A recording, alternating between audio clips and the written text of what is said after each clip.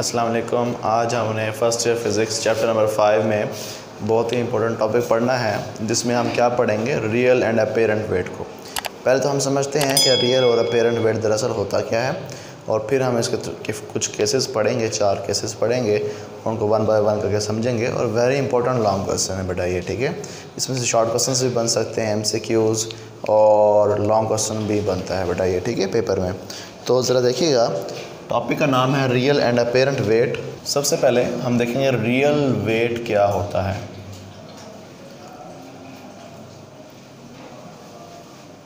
Real wait क्या होता है, सबसे पहले वेट को समझते हैं। वेट दरअसल है क्या चीज़। Weight is a gravitational pull of the earth, के बॉडी किसी बॉडी को, ज़मीन किसी बॉडी को अपने सेंटर की तरफ किस फोर्स के साथ, ग्रेविटेशनल फोर्स के साथ खींचती है। तो ये दरअसल क्या कहलाता है, वो फोर्स, ग्रेविटी की ग्रेविटेशनल फोर्स जो होती है, जो कि बॉडी के ऊपर लगती है, वो बराबर होती है वेट के बेटा, ठीक है। वो ग्रेविटेशनल फोर्स ही दरअसल क्या कहलाती है बेटा, वेट ऑफ द बॉडी, ठीक है। तो वेट ऑफ द बॉडी यानी वेट क्या हुई, gravitational pulled experienced by the body due to earth, जो कि ज़मीन की वजह से हम फील करते हैं बेटा, ठीक, वेट होता है। रियल वेट क्या होता है कि 2 तरह के इनर फ्रेम ऑफ रेफरेंस होते हैं हमारे पास। कितने तरह के बेटा, 2 तरह के। एक होता है inertial frame of reference, inertial frame of reference का दूसरा नाम बेटा non accelerated frame of reference. बात समझ आ गई कि ऐसा फ्रेम ऑफ रेफरेंस होगा जिसमें एक्सेलरेशन की जो वैल्यू होगी वो क्या होगी बेटा, 0, नॉन एक्सेलरेटेड, यानी कोई एक्सेलरेशन प्रोड्यूस नहीं होगा बेटा, ठीक है। और एक फ्रेम ऑफ रेफरेंस होता है नॉन इनर्शियल। क्या होता है बेटा, इनर्शियल। नॉन इनर्शियल का मतलब है कि वो एक्सेलरेटेड फ्रेम ऑफ रेफरेंस होगा। क्या होगा बेटा, एक्सेलरेटेड फ्रेम ऑफ, इसका मतलब होगा एक्सेलरेशन जो होगा उसका नॉट इक्वल टू 0 होगा बेटा। बात समझ आ गई। 2 तरह के फ्रेम ऑफ रेफरेंस हैं, ठीक है। अब हम रियल वेट की बात करते हैं। ये बॉडी का वेट होता है किस फ्रेम ऑफ रेफरेंस में बेटा, जो जिसमें एक्सेलरेशन की वैल्यू जो हो बेटा 0 हो। क्या हो बेटा, 0 हो। तो हम कहेंगे the weight of the body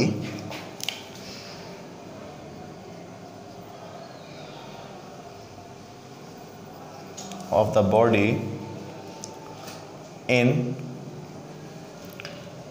non-accelerated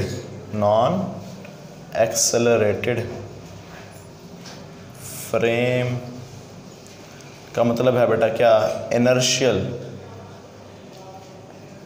non accelerated का मतलब है inertial frame of reference is known as real wait.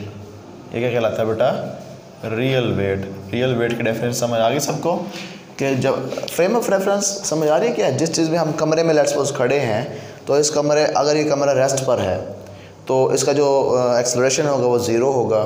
तो हम कहेंगे ये non accelerated frame of reference है। क्या है बेटा, non accelerated frame of reference, यानी इनर्शियल फ्रेम ऑफ रेफरेंस है। अगर तो ये मूव कर रहा है विद यूनिफॉर्म वेलोसिटी, अगर ये मूव कर रहा है विद यूनिफॉर्म वेलोसिटी, तब भी इसका एक्सेलरेशन क्या होगा बेटा, 0 होगा। तो एक्सेलरेशन 0 होने का मतलब है कि इसमें ये non accelerated frame of reference होगा और ये इनर्शियल फ्रेम ऑफ रेफरेंस होगा। बात समझ आ गई। उसमें जो आपका वेट होता है वो रियल वेट कहलाता है, और वो एग्जैक्ट वेट होता है बेटा बॉडी का।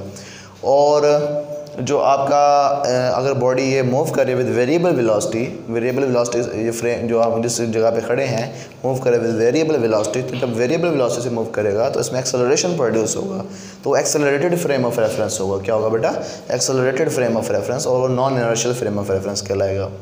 बात समझ आ गई।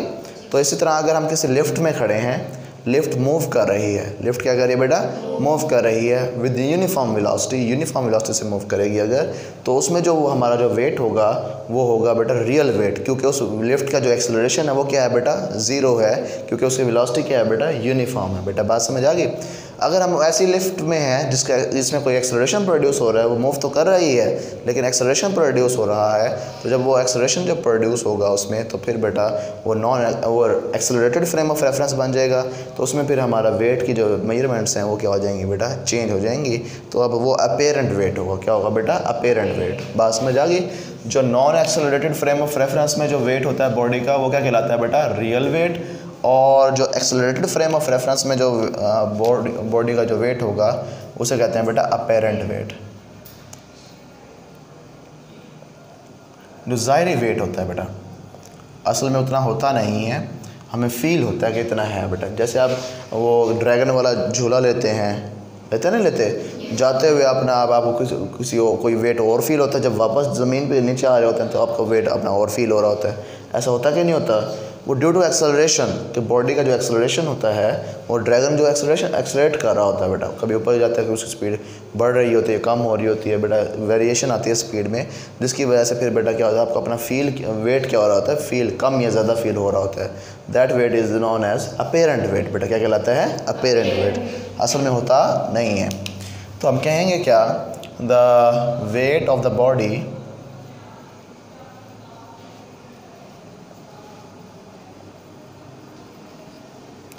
in accelerated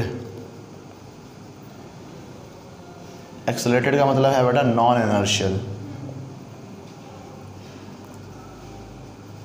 frame of reference. बात समझ आ गई? Non accelerated frame of reference. तो इस वेट ऑफ द बॉडी क्या कहलाएगा, is known as apparent weight. बात समझ आ गई? अब देखो, अगर हम कोई वेट मेजर करते हैं किसी भी स्प्रिंग, ये जो वेट मेजर करते हैं स्प्रिंग बैलेंस के ज़रिए मेजर करते हैं बेटा, ठीक है। तो अब ये जो अगर हम स्प्रिंग बैलेंस हैंग कर लें तो वो जो एक्चुअल रीडिंग देगा डिफरेंट कंडीशंस में, बॉडी वही है हमारे पास, कभी वो ज़्यादा रीडिंग देगा, कभी वो कम रीडिंग देगा, तो वो जो रीडिंग होगी वो दरअसल हमारा अपेरेंट वेट होगा। वो क्या होगा बेटा, अपेरेंट वेट होगा। बात समझ आ गई? तो हमने दो तरह के वेट पढ़े, एक रियल वेट और एक अपेरेंट वेट। किसी को ये बात समझ नहीं है तो बेटा पूछ लो। समझ आ गई? आपको समझ आती है बेटा? चलो आगे चलते हैं। अब हम इसका केस स्टडी करते हैं, 4 केसेस स्टडी करेंगे। तो यहाँ मैं एक लिफ्ट बनाता हूँ, तो हम इसका केस 1 स्टडी कर लेते हैं पहले। केस 1 ये है बेटा कि आप किसी लिफ्ट में खड़े हैं और लिफ्ट में आपने कोई चीज़ हैंग की हुई है बेटा, ठीक है, हैंग की हुई है, और लिफ्ट जो मूव कर रही है विद यूनिफॉर्म वेलोसिटी। लिफ्ट कैसे मूव कर रही है बेटा, यूनिफॉर्म वेलोसिटी के साथ मूव कर रही है। यूनिफॉर्म वेलोसिटी के साथ मूव करने का मतलब क्या है कि आपका जो एक्सेलरेशन होगा वो 0 होगा। Lift moving with uniform velocity. बात समझ आ गई? यूनिफॉर्म वेलोसिटी के साथ मूव कर रही है। अब देखो, अब एक लिफ्ट बनाते हैं।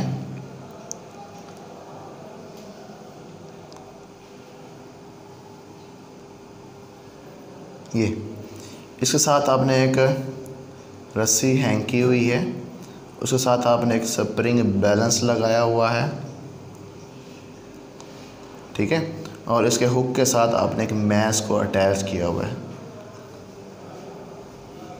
बेटा बात समझ आ गई?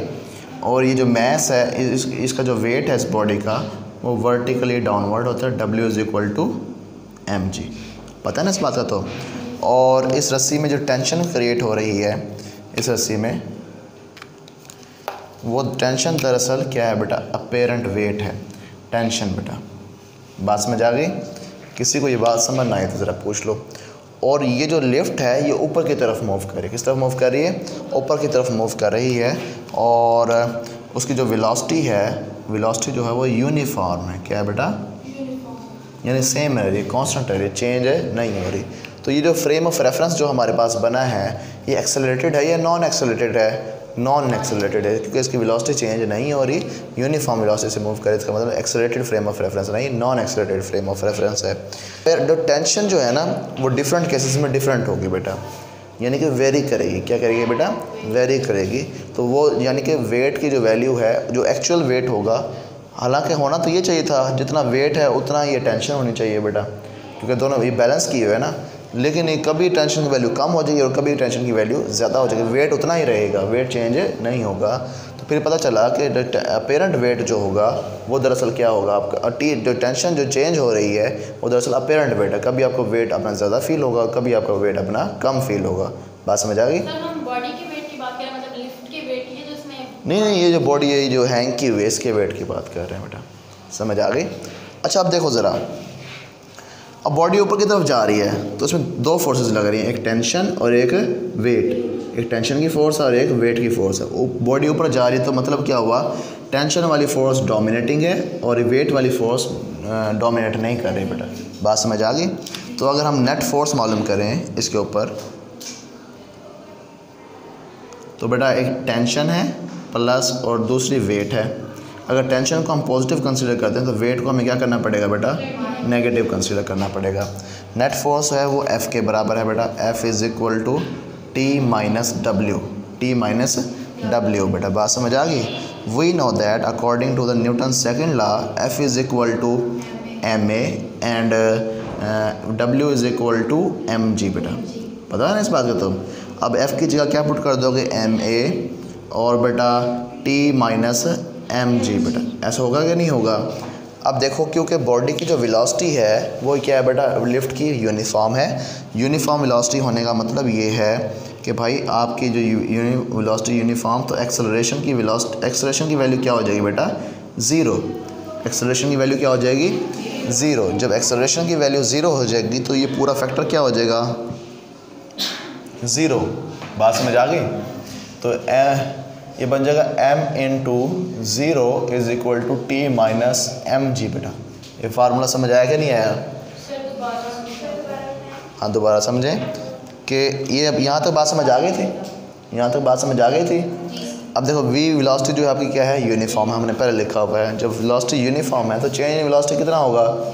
तो चेंज इन वेलोसिटी ज़ीरो, तो एक्सेलरेशन कितना होगा? तो इस एक्सेलरेशन की जगह वैल्यू ज़ीरो पुट कर सकते हैं, तो एक्सेलरेशन वैल्यू ज़ीरो हो जाएगी, तो m मल्टीप्लाई ज़ीरो हो जाएगा बेटा। पास में बाकी सारी फैक्टर वैसा का वैसा। अब ये बन जाएगा zero is equal to tension minus weight. अब इस वेट को उठा के इधर ले आओ तो पता चल गया tension is equal to mg weight. तो पता चला जब आपका सिस्टम नॉन एक्सेलरेटेड सिस्टम है, नॉन एक्सेलरेटेड है ना, ये बॉडी जो यूनिफॉर्म वेलोसिटी के साथ मूव कर रही थी, तो आपका वेट में चेंजिंग्स कोई नहीं आती। रियल वेट और अपेरेंट वेट आपका क्या रहता है बेटा? सेम रहता है। क्या रहता है? सेम रहता है, वो चेंज नहीं होता बेटा। जब आपका नॉन एक्सेलरेटेड सिस्टम होता है, क्या होता है बेटा? नॉन एक्सेलरेटेड सिस्टम होता है, तो आपका रियल और अपेरेंट वेट दोनों बराबर होते हैं बेटा, वो चेंज नहीं होते। अब हम बात करते हैं कि अगर बॉडी जो है, लिफ्ट जो है, ऊपर की तरफ मूव करती है विद एक्सेलरेशन a, उसका एक्सेलरेशन क्या हो बेटा? a हो, तो फिर उसके केसेस क्या होंगे, उसके रिजल्ट्स क्या होंगे? केस 2 कि भाई lift is moving upward with acceleration a, ठीक है बेटा? विद एक्सेलरेशन a, ठीक है। अब ज़रा देखो, ये आपके पास एक लिफ्ट है, ये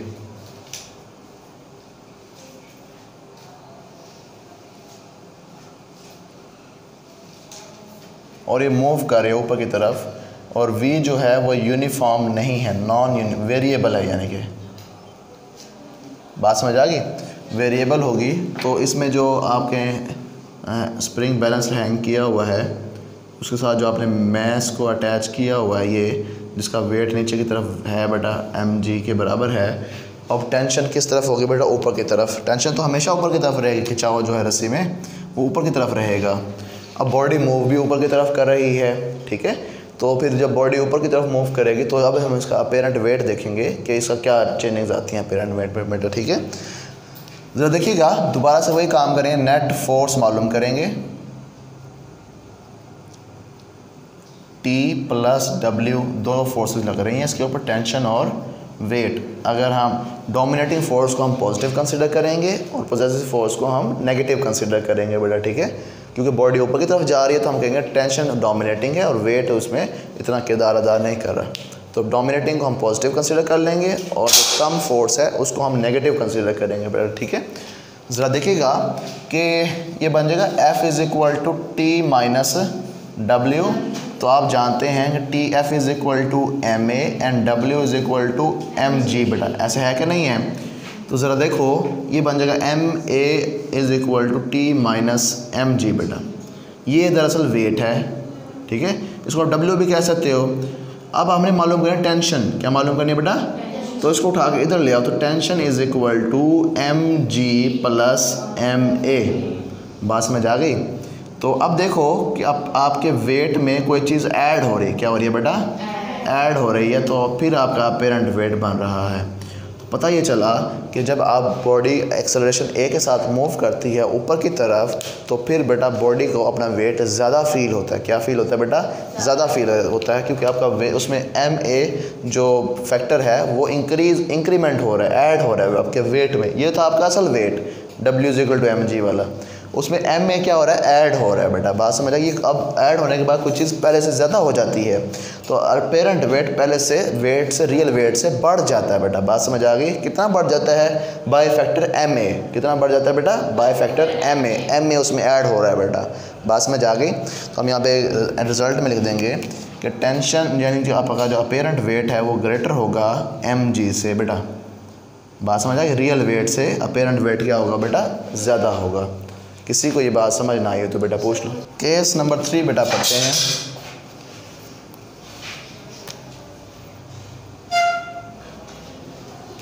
केस 3 ज़रा देखिएगा। केस 3 में कहता है अभी हम ऊपर की तरफ जा रहे थे बेटा, ठीक है, अब हम आएंगे नीचे की तरफ। Body lift is moving downward with acceleration a, बात समझ आ गई बेटा। एक्सेलरेशन ए के साथ बॉडी नीचे की तरफ आ रही है। हम ये कहेंगे कि भाई ये लिफ्ट है हमारे पास,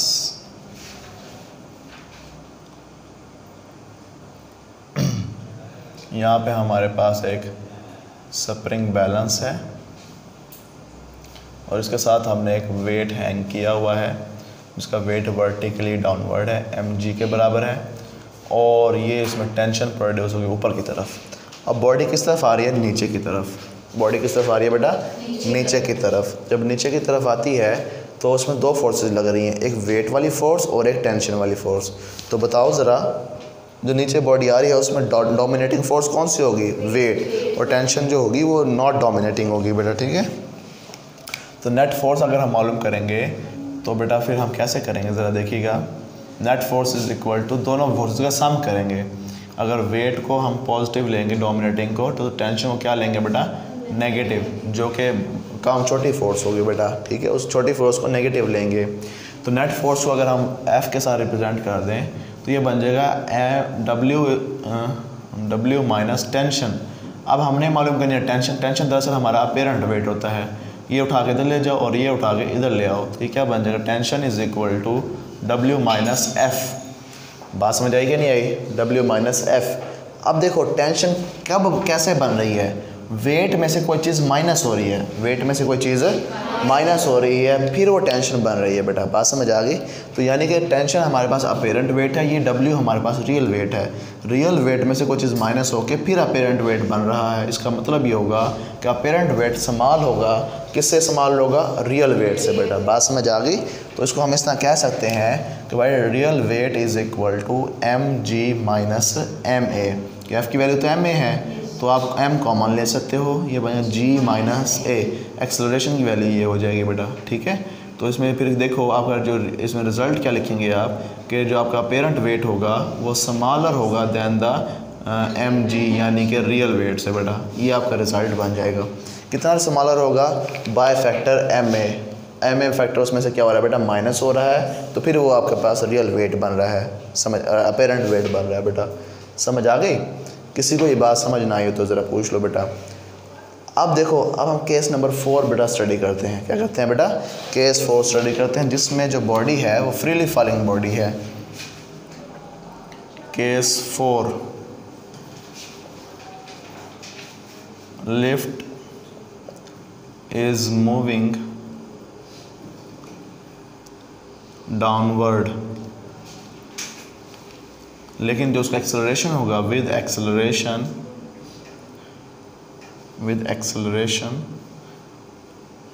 जी, यानी ग्रेविटेशनल एक्सेलरेशन के साथ बॉडी नीचे की तरफ आ रही है बेटा। बात समझ आ गई? उस एक्सेलरेशन क्या है बेटा? ग्रेविटेशनल एक्सेलरेशन है, और वो ग्रेविटेशनल एक्सेलरेशन के साथ नीचे आ रही है। ठीक है, अब ज़रा देखिएगा, दोबारा से वही काम करेंगे। लिफ्ट और यहाँ पे बेटा, और ये आपके पास इसका वेट होगा W = mg, और ये टेंशन ऊपर की तरफ होगी बेटा। ठीक है, अब देखो नेट फोर्स अगर हम फिर से मालूम करें, net force is equal to weight minus tension. ठीक है बेटा, net force is equal to F is equal to W minus T। F is equal to बेटा ma and W is equal to mg बेटा। बात समझ आ गई? अब देखो ज़रा, ये बन जाएगा ma is equal to mg minus t, ऐसे है ना बेटा। अब हम कह रहे हैं जो बॉडी का जो एक्सेलरेशन है वो किसके बराबर है? ग्रेविटेशनल एक्सेलरेशन के बराबर। हम कहेंगे a is equal to g, ये बन जाएगा mg is equal to mg minus tension. बात समझ आ गई? अब देखो, अगर ये टेंशन उठा के इधर ले जाएं और ये mg को उठा के इधर ले जाएं तो क्या बन जाएगा? Tension is equal to mg minus mg बेटा, तो रिज़ल्ट आ जाएगा 0। तो अब बॉडी का जो अपेरेंट वेट होगा वो 0 हो जाएगा। क्या हो जाएगा बेटा? 0 हो जाएगा। जब बॉडी का जिस एक्सेलरेशन से अगर वो मूव कर रही है, अगर वो ग्रेविटेशनल एक्सेलरेशन के बराबर है, तब उसका वेट क्या हो जाएगा बेटा? Apparent wait. ये जो आपकी जो कंडीशन होती है, ये फ्रीली फॉलिंग बॉडी की कंडीशन होती है। किसकी कंडीशन होती है बेटा? Freely falling body. और ये कंडीशन दरअसल वेटलेसनेस की कंडीशन होती है। कौन सी कंडीशन होती है बेटा? वेटलेसनेस। बात समझ आ गई? तो ये थे 4 केसेस जो कि इम्पोर्टेंट लॉन्ग क्वेश्चन था ये। इसमें बेटा आपको कोई बात भी समझ ना आई तो पूछ लो। अब ये बात याद रखनी है कि जब बॉडी ऊपर की तरफ या नीचे की तरफ मूव कर रही है विद यूनिफॉर्म वेलोसिटी, तो उसका बेटा रियल और अपेरेंट वेट में कोई फ़र्क नहीं आता। अब MCQ आता है कि बॉडी विद मूव करे विद यूनिफॉर्म वेलोसिटी, तो उसका अपेरेंट वेट पहले से बढ़ जाएगा या कम हो जाएगा या रिमेन सेम रहेगा। बच्चे फिर समझते हैं जब ऊपर जाते हैं तो वेट तो बढ़ जाता है, तो इसको टिक कर आते हैं। तो फिर वो जब ऊपर की जब जाती है तो एक्सेलरेशन के साथ मूव करती है, तब वो वेट बढ़ता है, अदरवाइज़ वेट नहीं बढ़ता, वो चेंज नहीं होता। बात समझ आ गई? किसी को कोई बात समझ ना आए तो बेटा पूछ लो। If you have any question about the lecture you can ask freely in the comment section. अल्लाह हाफिज़।